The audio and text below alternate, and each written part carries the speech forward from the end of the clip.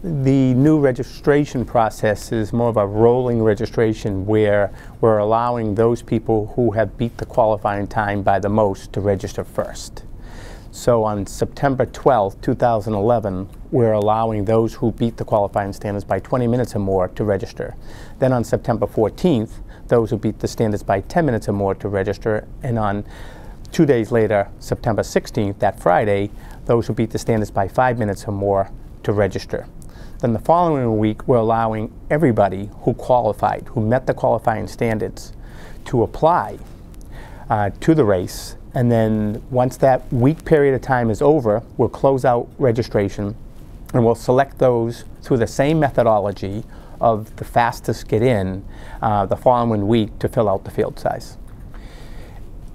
The process will be a lot more orderly than ever before. We're eliminating the technological challenge. We're eliminating the sense of urgency.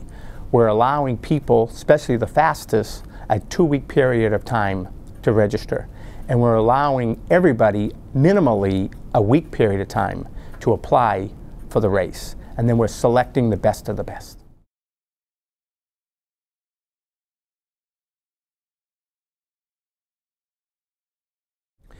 Based on all our analysis of the data at our disposal, which is primarily the historical data that we have in the last few years of the Boston Marathon, we anticipate that those who have run qualifying times of 5 minutes or faster than the standards will be able to get in to the race on week 1.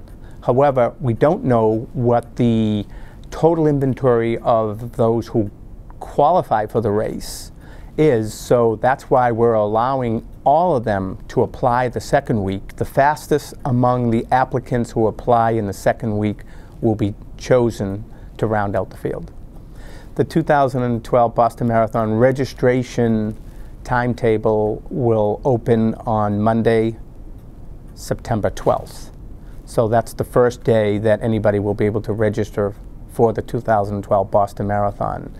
And again, those who beat the qualifying standards by 20 minutes or more will be allowed to register on that day, and only those people, followed by the rolling registration structure. One of the benefits of this rolling registration and rewarding excellence and the best of the best is that it incentivizes runners not only to try to beat the standard, but to even run faster. You know, so it's not just anymore about if I beat this standard by a second, I'm automatically in. Qualifying for the Boston Marathon, unfortunately, no longer necessarily means guaranteed. It just means that you're in the game and you can apply. Of course, the faster you run and the faster you beat the qualifying standard, then the more assured you may be of getting in. And again, some people may feel that that's unfair, but based on our objectives of being about the pursuit of excellence and rewarding athletic excellence, that goes along in line with that objective.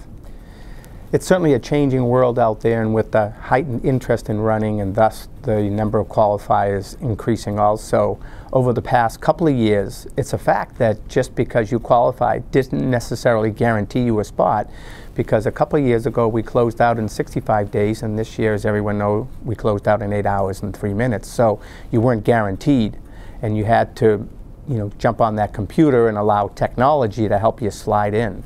So it's, even though we've changed the registration process, this is not the first time that people who have qualified are not going to be able to run, unfortunately. So qualifying, in fact, does not necessarily guarantee you a spot in the race. Qualifying just makes you eligible for a spot.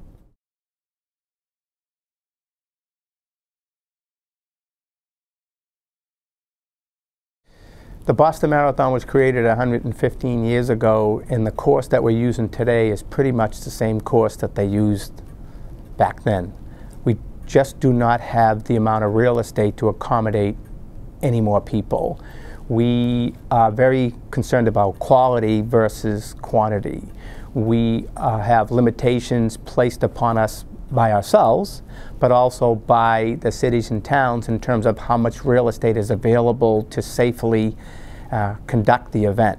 So even though an easy solution on the outside looking in is to just increase the field size to accommodate the additional demand, that's not an option. The major limiting factor really is the start. The width of the road in Hopkinton is only 39 feet, and the width a little bit further down course narrows to 22 feet. So the last thing we want to do is have a backup gridlock after the gunfires.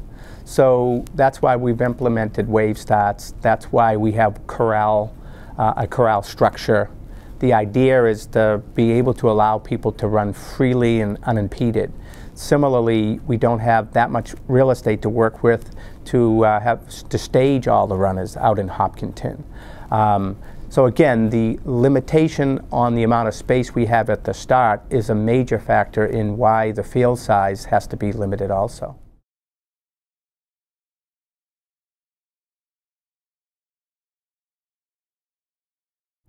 The qualifying standards for 2012 were left as they have existed over the last few years, mainly due to the fact that we were already in the qualifying window and felt that it wouldn't be fair to those who have already met those standards and felt that, you know, either they're in or at least they have a chance of getting in. We didn't want to retroactively change the standards, nor did we want to set up a system where there were double standards, two different standards. So we decided to leave it alone. Of course, we feel that there will be a lot of people who have met the qualifying standards who, like in the last 2 or 3 years, will not be able to get in, mainly due to field size. And that will happen. But at least we feel we've been fair in setting up a structure where the best of those will be able to get in if they register when their time comes.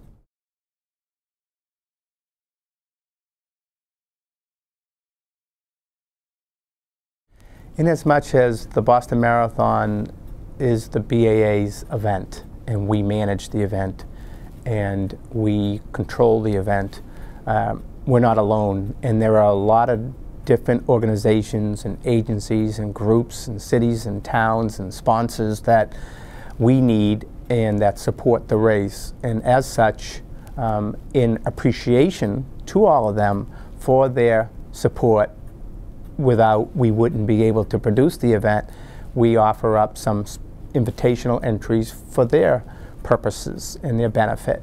Similarly, the charity program has been in existence now for 20+ years.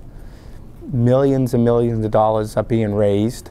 A very small percentage of the overall field size is reserved for the charities.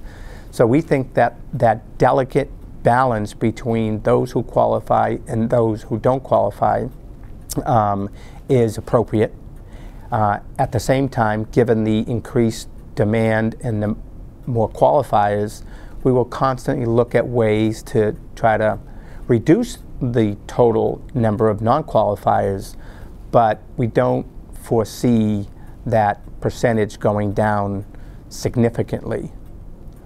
We will continue to look at it, but what it is right now, it's probably what it will continue to be into the near future.